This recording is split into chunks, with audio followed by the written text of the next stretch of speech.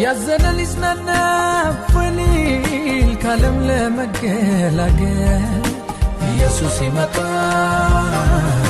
ጌታ ይመጣ ሞላና ጎደለ የሌለበት አንድ የሚኮንበት ኢየሱስ ይመጣ ጌታ ይመጣ። በፈራረሱት ተራሮች መሃል ቆሞ አየሁት። አዘጋጅ ፓስተር ዶክተር ገዛ ዮሐንስ፣ አንባቢ አገልጋይ ስጦቱ አበራ። ከዝግጅቱ ክፍል ኤልሻዳይ ኢየሱስ ይመጣል። እንደ ሁል ጊዜ እንደ ሙስሊም ሥርዓት የጧት ስግደቴን ጨረስኩ። ውዷ ባለቤቴ መልካም ቁርሴን ሰጥታኝ በልቼ ትልቋን ልጄን ግንባሯን ስሜ ለእናቷ ሰጠዋት። በጭንቅላቴ የሙስሊም መለያ የሆነውን ኮፍያዬን አድርጌ ከቤቴ ወጣው። አገራችን ሶሪያ፣ ያ ውብ ከተማችን፣ በየቦታው በየመንገዱ ይታይ የነበረው ጫጫታ፣ ሳቅና ደስታ፣ ገበያ፣ እነዚያ ያማመሩ ሕንፃዎች ዛሬ የሉም። በእነሱ ምትክ የፈረሱ ሕንፃዎች፣ በየመንገዱ የሚታየው የሰው አስክሬን፣ የአዋቂ ሬሳ፣ የወጣቶች የሽማግሌዎች ሬሳ ብቻ ነው የሚታየው። አንዳንድ ከፍርስራሹ የተነሳ ሰውነቱ ላይ ወድቆ ግማሹ ጭንቅላቱን አፍርሶት ግማሹ አንጀቱን ከወዱ አውጥቶ የሞተ ደሞም በሰውነቱ ሁሉ ውሃ ፈሶ የወደቀ ፊቱ ልብሱ ከሰውነቱ የሚወጣው ደም ፈሶ ያለቀ፣ ሌላው ፍርስራሽ ድንጋይ ወድቆ አፉን የከፈተ ዓይኑን ያፈጠጠ ግን በሕይወቱ የሌለ ሩሁ የወጣ የሞተ የተለያየ የሰው ሬሳ በየቦታው ወድቆ ይታያል። እነዚህ ሁሉ የምላችሁ በርቀት ተጉዤ ሳይሆን ብዙ ሳልጓዝ በቤቴ አጠገብ ላይ ነው። ይህ በእንደዚህ ያለ ግን ራሴን ያዞረኝ ትልቅ ራስ ምታት ያመጣብኝ መራመድ ያልቻልኩት ግን አንድ እይታ ነበር። በግምት የ3 ወይም የ4 ዓመት የምትሆን ሕፃን ልጅ የምታምር ትልቅ ድንጋይ ፈርሶባት አፏን ከፍታ ለተመለከተው ውበቷ፣ ረጅም ጸጉሯ፣ ልጅነቷን አይታችሁ ሬሳ ናት ለማለት አትችሉም። ግማሽ ፊቷ በጸጉሯ ተሸፍኖ 2 ዓይኖቿ አፍጥጦ ለተመለከታት ሕፃን ሆኖ የወደቀባትን ድንጋይ፣ የፈረሰውን ድንጋይ ተሸክማ አንከባላ መጣል ያቃታት ፎቶግራፍ በመነሳት ወይም እየተናገረች ያለች ያነሷት ነው የምትመስለው። ከቤቴ ወጥቼ እዚህ እስከምደርስ ብዙ አይነት የሰው ሬሳ አይቻለሁ። የአሁኑ ሬሳ ግን ሆድ የምትበላ ለተመለከታት ላያት አሳዛኝ ነበረች ብሎ ለመናገር ቃል አይመጥነውም። አሳዛኝ ነበር።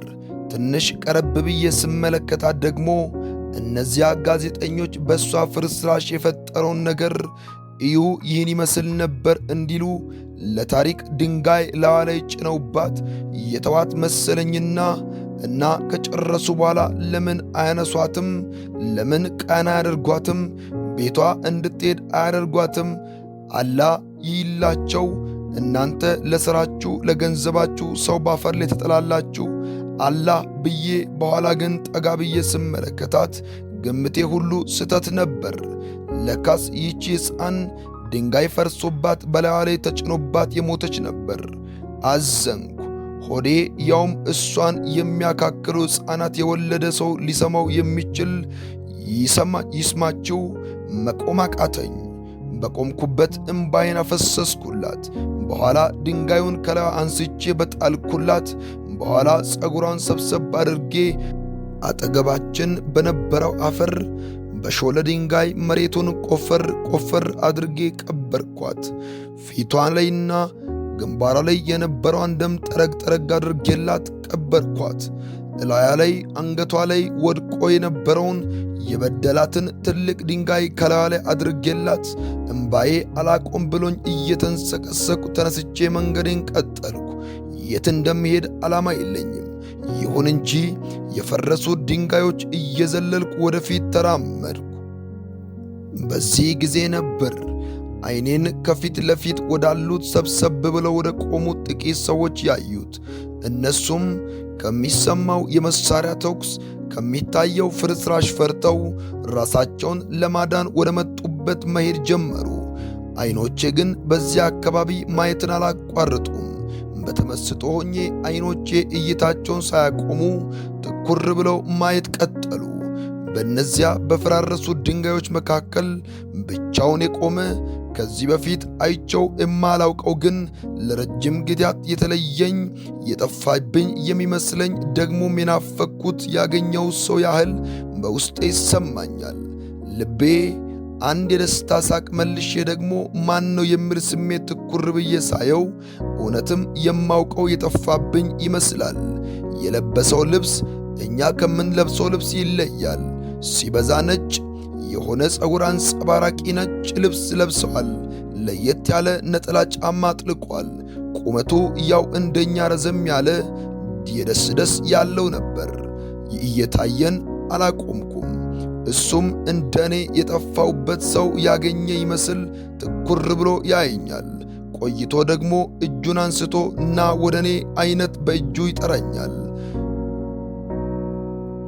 እኔም እንኳን ጠርተኝ ላይ ፈልግ ነበር ብዬ ቀስ ብዬ ወደ እሱ አቅጣጫ ድንጋዮቹን እየተሻገርኩ ወደ ቆመበት ስፍራ ሄጄ አጠገቡ ቆምኩኝ። እሱም ረጋ ባለ አነጋገሩ፣ ልብ በሚገባ ድምፁ፣ ጥርት ባለ የሶርያ ቋንቋ ሰላም ብሎ ዘየረኝ። እኔም በጨዋ ደንብ ከአንገቴ ጎንበስ ብዬ በእጄ ዘየርኩት። አንገት ጎንበስ አድርጎ መዘየር ከየት እንዳመጣው ግን አላውቅም። እሱም በዚያ የሚያምረው ውብ ፊቱ ፈገግ ብሎ ስለ ቤተሰቤና ስለ ልጆቼ ጠየቀኝ። ያን ጊዜ በቃ ይሄ ሰው ዘንግቼው ነው እንጂ አውቄዋለሁ፣ እንዴት አድርጎ ስለ ቤተሰቤ ይጠይቀኛል ብዬ አሰብኩ። ካለበት ከቆመበት ትልቅ ድንጋይ ወረድ እያለ ወደ እኔ ጠጋ ብሎ ትከሻዬን በእጁ ያዘኝና አሁን ፈጥነ ሂድና ሦስቱን ልጆችን ባለቤትን ይዘ ወደዚህ ኑ ፍጠንና አለኝ በችኮላ ድምፅ አይነት። እኔ ደግሞ እሺ መርሃባ ብየው ሌላ ቃላት ሳልጨምርበት ድንጋዮቹን እየረገጥኩ በዚህ መንገድ ሄድኩኝ። ወደ ቤቴ ገባው። እሱ ሲነግረኝ አሁን ያላችሁበት ቤት ይፈርሳል፣ ከዚያ በኋላ በራችሁ ላይ ስለሚወድቅ መውጫታችሁ ትሞታላችሁ። ስለዚህ ሂድና ቤተሰብን ይዘ ወደዚህ ና አለኝ። በዚህ የደስ ያለውን ሰው እሺ እንጂ እምቢ የማይባል ሰው ትእዛዝ ያለኝን ለማድረግ ሄድኩኝ። በዚህን ጊዜ ያቺ ውብ ልጅ የቀበርኳት ቦታ አይቼ እያለቀስኩ በሷ በኩል አለፍኩ። ወደ ቤቴ ገብቼ ሦስቱን ልጆችን ከባለቤቴ ጋር አቻኮልኳቸው። ውጡ፣ ከዚህ ቤት እንውጣ፣ ከፊት ለፊታችን ያለው ሕንፃ ስለሚፈርስ ቤቱ ከላያችን ላይ ስለሚወድቅ በራፋችን ይዘጋብናል። ከዚያ በኋላ ከዚሁ የሚያወጣን ሰው ስለማይኖር በዚህ እንሞታለን። ስለዚህ ቶሎ በሉ ተነሱና እንውጣ አልኳቸው። ባለቤቴ ግን ሦስቱን ልጆቼን ሰብሰብ አድርጋ ሆዷ ላይ እግሯ ላይ አስጠግታ እኔን እያየች ግን ይሄ ቤት እንደሚፈርስና እኛም እንደምንሞት ማን ነገረ ብላ የአግራሞት ጥያቄ ጠየቀችኝ። እኔም ሳንቆይ ድንገት ሕንፃው ይፈርሳል፣ እኛም እንዳንሞት አንድ ፈረንጅ በዚያ ቆሞ የነበረ ነገረኝ። እሱን በኋላ ነግራቸዋለሁ። አሁን ፍጠኑ ብዬ ተነሱ ብዬ አወጣዋቸው። በዚህን ጊዜ ባለቤቴ ተቻኩላ ልጄን እየጎተተች ምንጣፏን በእጇ ይዛ ስትወጣ እኔ ደግሞ የልጆቹን ፍራሽ ከጎኔ ይዤ እየጎተትኩ ከቤታችን ያ ፈረንጅ ያለኝ ቦታ ለመድረስ ከቤታችን ወጣን። ከቤታችን ከወጣን በኋላ በመንገዳችን ትላንት አይተን የወደድናቸው ሕንፃዎቹ ቅርጽ አይተን የተደነቅንባቸው ሕንፃዎች ዛሬ እንዳልነበሩ ሆኖ በፈንጅ ተመትተው ወድቀዋል። የነበረው ሁሉ እንዳልነበረ ሆኗል። ፈርሰው ወደ አፈርነት ተለውጠዋል። በዚህ እየተገረምን ሁለቱን ሴት ልጆቼን በእጄ ይዣቸው ባለቤቴም ከኋላዬ እየተከተለችን ሦስተኛዋን ልጃችን ይዛ ተከተለችኝ። በዚህ መሃል ነበር በእጄ የያዝኳት ትንሿ ልጄ እንዴት ሆና እንዳየችው ደግሞም እንዴት እንዳወቀችው ባልረዳም ኢየሱስ ይመጣል። ባባዬ ያውና የጠራ ሰውዬ ፈረንጁ ብላ አሳየችኝ። ገረመኝ፣ ተደነቅኩም። እኔም በመገረም አዎ እሱ ነው፣ ግን እንዴት አወቅሽው ብዬ አይኗን እያየኋት ቆም ብዬ ጠየቅኳት።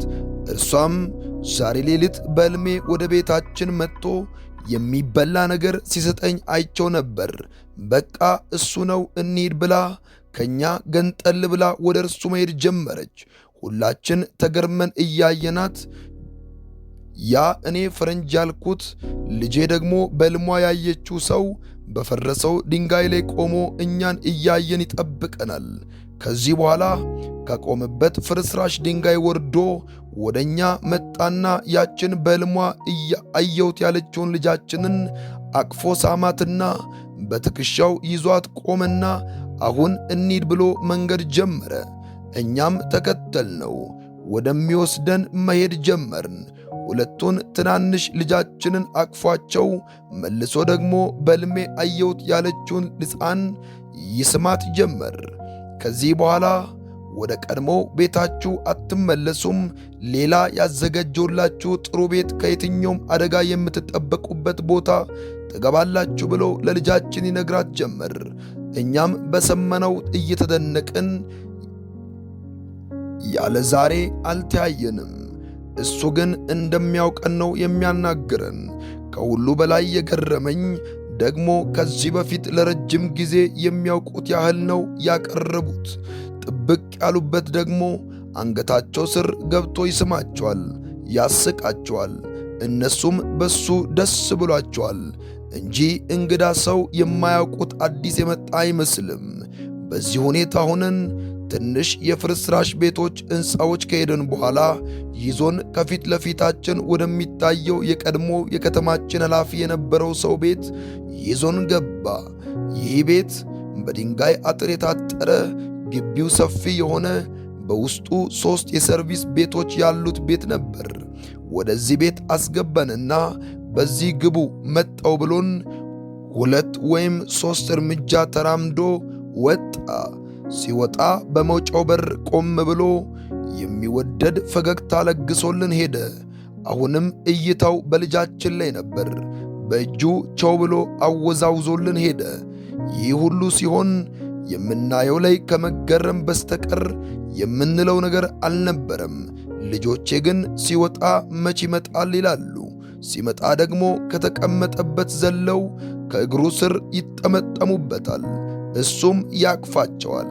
ሲመለስ 1 ሜትር ከ20 የሆነ ስፋት ያለው ስፖንጅና ከዚያ ስፖንጅ ያላነሰ ምንጣፍ ከ2 አዳዲስ ብርድ ልብስና አንሶላ ጋር ይዞልን መጣ።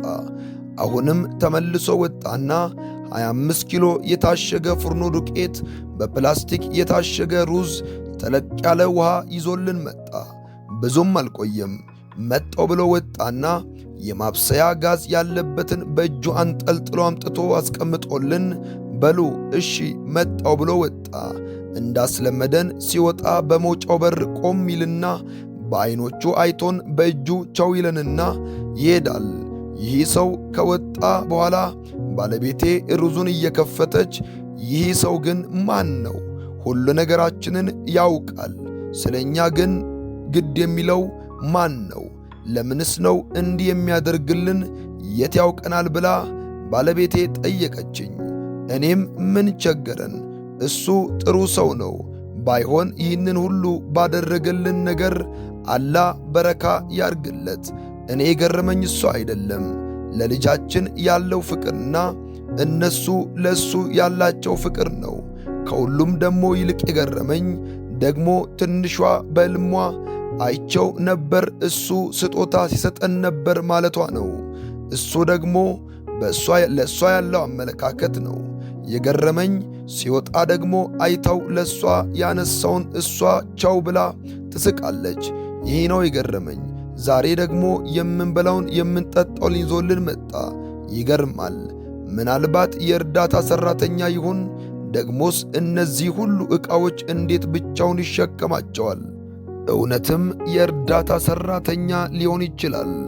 አብረውት ያሉት ሠራተኞች ያግዙት ይሆናል እንጂ ይህን ሁሉ ብቻውን አይችለውም ተባብለን በዚህ ሁሉ መሃል ቤት ስለሰጠን ሰው ማንነት እየተነጋገርን እያለ ከባድ ፍንዳታ ሲፈነዳ ሰማንና ፈራን። ልባችን፣ መላ ሰውነታችን ተንቀጠቀጠ። ሕፃናቱም ፈርተው በፍራሽ ላይ ወጥተው ሰብሰብ ብለው ተቀመጡ። በዚህ ጊዜ ያ ሰው ሐላል ብለን ስም ያወጣንለት ልግስናው፣ መልካምነቱ፣ ደግነቱን ተመልክተን ጥሩ ሰው ብለን ያወጣንለት ሐላል ደግነት መጣና ዘይረ ገባ ብሎ አይዟችሁ፣ አትፍሩ፣ ሁል ጊዜ ከእናንተ ጋር እሆናለሁ ብሎ በሩ ላይ ቆሞ ቻው ብሎን ያ የማይጠገብ ፈገግታውን ለግሶን ሄደ። እኔም ሐላል ከወጣ በኋላ ግቢያችን ላይ ሆኜ አሻግሬ ስመለከት ያ ቀድሞ ቤታችን ፊት ለፊት የነበረው ሕንፃ ፈርሶ አቧራው ከቦነነ በኋላ ተመለከቱ። ሐላል እንደነገረን ሕንፃው ሙሉ ለሙሉ ፈርሶ በመሬት ወድቋል። ይገርማል። በዚህን ጊዜ ነበር ሐላል ተመለሰ። ወደ ቤታችን የገባው እኛም ደስ ብሎን ተቀበልነው። ደግሞም አንድ ሰው አብሮት ይዞ መጣና ከዚህ በኋላ እኔ ላልተወሰነ ጊዜ ወደ ሩቅ አገር ስለሚሄድ ይሄ ልጄ ሁል ጊዜ ከእናንተ ጋር ይሆናል። እሱ ይመጣል፣ የሚያስፈልጋችሁን ሁሉ ይሰጣችኋል፣ እኔም አብሬያችሁ እሆናለሁ ብሎ ትንሽ ቆይቶ ወጣ። ልጆቻችን ሁሉ አለቀሱ። አትሄድም እባክህ፣ ቶሎ ቶሎ ብለና ስትለየን ይከፈናል፣ ሁል ጊዜ አብረንሁን ብለው ተነስተው እግሩ ስር ወደቁ። ሐላል በአባትነቱ ስሜት አይዟችሁ፣ እመጣለሁ፣ እመለሳለሁ፣ ደግሞም ልጄ ሁል ጊዜ አብሯችሁ አለ ብሎ ልጄ ያለው ሰው ትልቅ የወተት ቆርቆሮ ሰጠን። እሱ ግን ሐላል በዚያች ውብ በፈገግታው በሩ ላይ ቆሞ ተሰናብቶን ሄደ። ልባችን በተለይም የልጆቹ ልብ አብሮት ወጣ። እንባቸውን አፈሰሱ። ከዚያን ቀን በኋላ ሐላል አልተመለሰም። ልጄ ያለው ሰው ግን ሁል ጊዜ እየመጣ ይጎበኘናል። ስሙን ነገረን። እስከ ዛሬ ድረስ ያልሰማነውን አዲስ የመሰለ ትምህርት ነግሮን አስተማረን። ከዚህ በኋላ ይሄ እናንተ ሐላል ያላችሁት ሰው ስም እውነተኛው ኢየሱስ ይባላል። ስለ ሰው ልጆች ኃጢአት በመስቀል የሞተው ማንም እንዳይሞት እሱ ስለ ብዙዎች ተሰቅሎ ሞተ። እሱ ኢየሱስ ክርስቶስ ለዓለም አዳኝ የሆነ ደግሞም መዳን በሌላ የሌለ ብቸኛ አዳኝ እሱ ነው። እሱን ብታምኑት ከዓለም ኃጢአት ትድናላችሁ፣ ሁል ጊዜ ለዘላለም ከእናንተ ጋር ይሆናል ብሎን ለግማሽ ቀን ያህል በብዙ ካስተማረን ከመሰከረልን በጣም በብዙ አመነታን። ግን በመጨረሻ ልባችን ተቀበለው፣ ውስጣችን አመነበት፣ ኢየሱስን ተቀበልነው። ዛሬ በኢየሱስ አምነን ተከትለነው ሕይወት ሆኖልን ከሱ ሌላ እንደሌለ ላንገዛ ለራሳችን ተናገረን፣ ወደድነው። ባለቤቴ ቀስ ብላ ሲናገረን በልባችን የሆነ ነገር ይሰማን ነበር። ድምፁ እንደ መልካም ወዳጅ ነበር። የሚሰማን የወደድነው፣ ልጆቻችንም ወደዱት። ዛሬ ሶርያ ምድር በፈራረሰች በወደመች ምድር ጦርና የጦርነት ድምፅ በበዛበት ከተማ ለእኛ ግን ሰላም ሆነን በሰላም እንኖራለን። ስንጠራው ስንጸልይ ይሰማናል። ሰምቶም ዝም አይልም፣ ወዲያው ይመልስልናል። መልካም ዘመድ፣ ጓደኛ፣ አባትም ሆነልን። እንደ ተራብን እንደ ተጠማን ስለሚያውቅ ቀድሞ ይመጣልናል። ደግሞም ባለቤቴ ስማማ፣ ባለፈው የዛሬ 6 ወር ሐላል ኢየሱስ ያመጣው ወተትና ሩብ ዱቄት እኮ አላለቀም፣ ዛሬም ብዙ ነው። እየተጠቀምንበት አያልቅም፣ አይጎድልም። ደግሞ ከዚህ በፊት ወተት ጠጥተን ዱቄት በቀናት ውስጥ ያልቃል፣ ይጎድላል። ዛሬ ግን ቁጭ ብለን ሳናስብ እሱ የሰጠን ሩዝ፣ ወተት፣ ሌላም ነገር ሁሉ አይጎድልም፣ አያልቅም። ተባረከልን። ቀናት አለፉ። ዛሬም እሱ በሰጠን ጠግበን ተደስተን አለን። ሕልም አብዝቶልን ትርጉሙ ተገልጾልን በብዙ ሰላም አለን። ተፈጸመ። ይህን ታሪኬን ከአንዳንድ ወዳጆች በተለያዩ ሁኔታ ከማውቃቸው ሰዎች ስነግራቸው አንዳንዱ በቁጣ ለሌላው በምክር ታሪኬን ስነግራቸው ከመገረም አልፈው ይሄ ነገር ለኔ እንደነገርከኝ ለሌላ ሰው አታውራ፣ ይሄ ለዓመታት የያዝከው ሃይማኖት ደግሞ ካለፈው ከአባትህ ከእናትህ የመጣው የነበረውን የእስልምና እምነት ያስጥልሃል፣ ደግሞም ክርስቲያን ትሆናለህ፣ ተወው ይሉኛል። ኢየሱስ ይመጣል።